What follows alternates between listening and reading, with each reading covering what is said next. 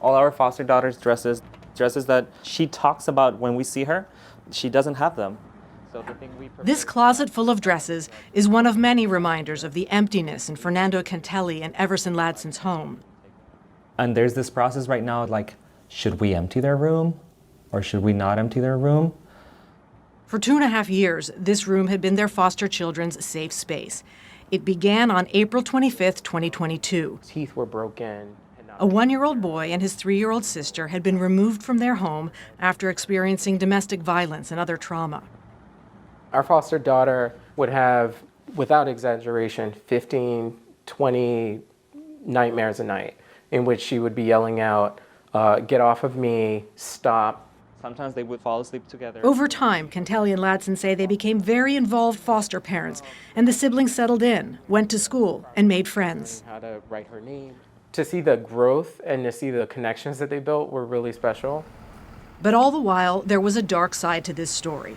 Almost immediately after Cantelli and Ladson became foster parents, the birth mother and the foster care agency, SCO Family of Services, which is contracted by the Administration for Children's Services, began filing allegations against them.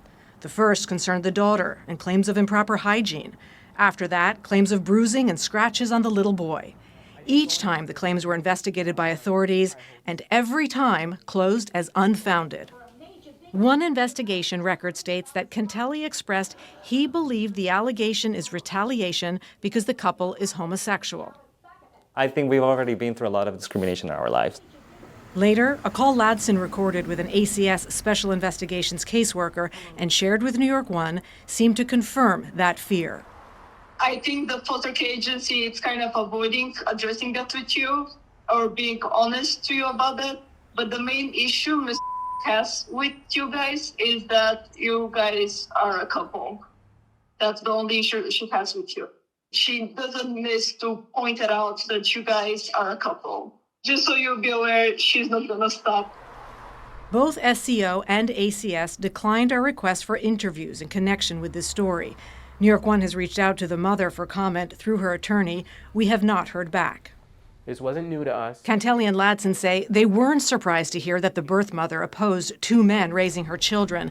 But they felt differently about ACS, the agency tasked with protecting vulnerable children. It was very surprising to us that ACS could be aware of that. The foster agency. In the meantime, Cantelli and Ladson accused SCO of improperly supervising the children during visits with the birth mother.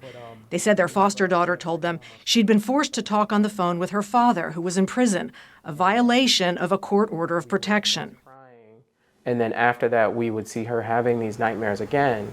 They say the SCO caseworker denied any calls had taken place, but a subpoena of the father's prison call log proved a call had been made during visits. When Cantelli and Ladson raised the issue in family court, they say SCO retaliated by filing more allegations against them.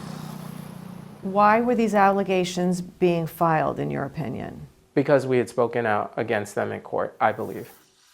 It's important to note that each allegation filed against Cantelli and Ladson has been investigated and closed as unfounded.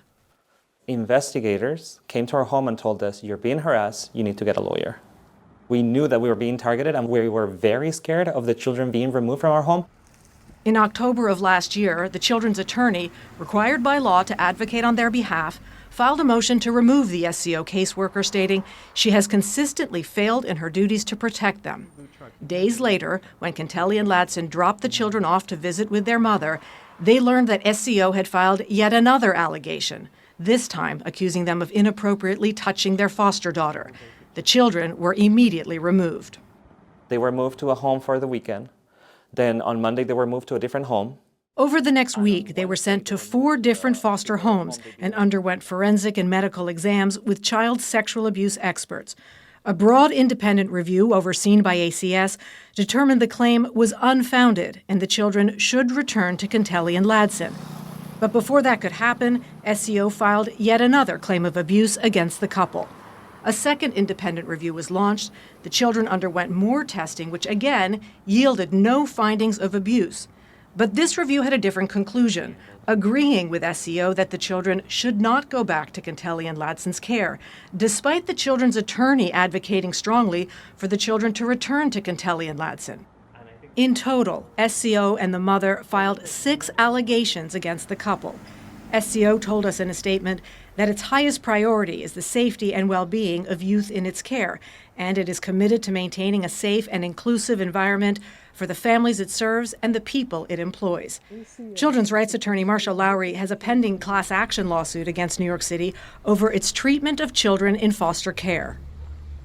Foster care is supposed to be a temporary system, and a large number of the kids in the New York City system are in care more than 2 years. That's not what the law ever intended. The Federal Adoption and Safe Families Act mandates that states move to terminate parental rights if a child is in foster care for more than 15 out of the past 22 months.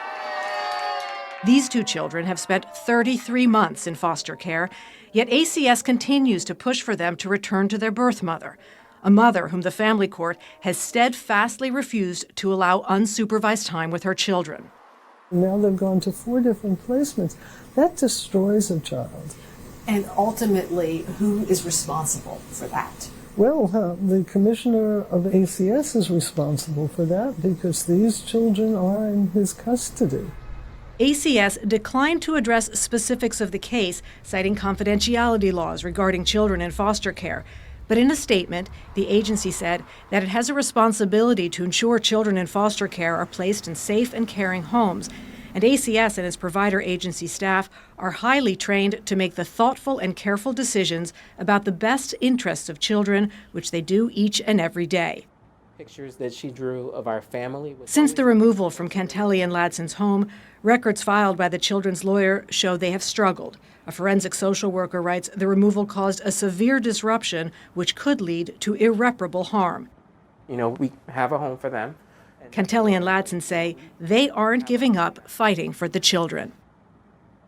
My hope is that the kids don't become a story that you will make in a couple years of deceased kids in New York City.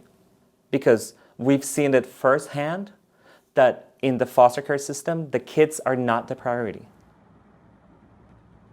Thank you for watching our YouTube channel. Let Spectrum News be your resource for balanced, in-depth political coverage, and click the subscribe button right here. You can also download our app or watch us on TV to learn more about the candidates, where they stand on the issues, and more. We'll see you then.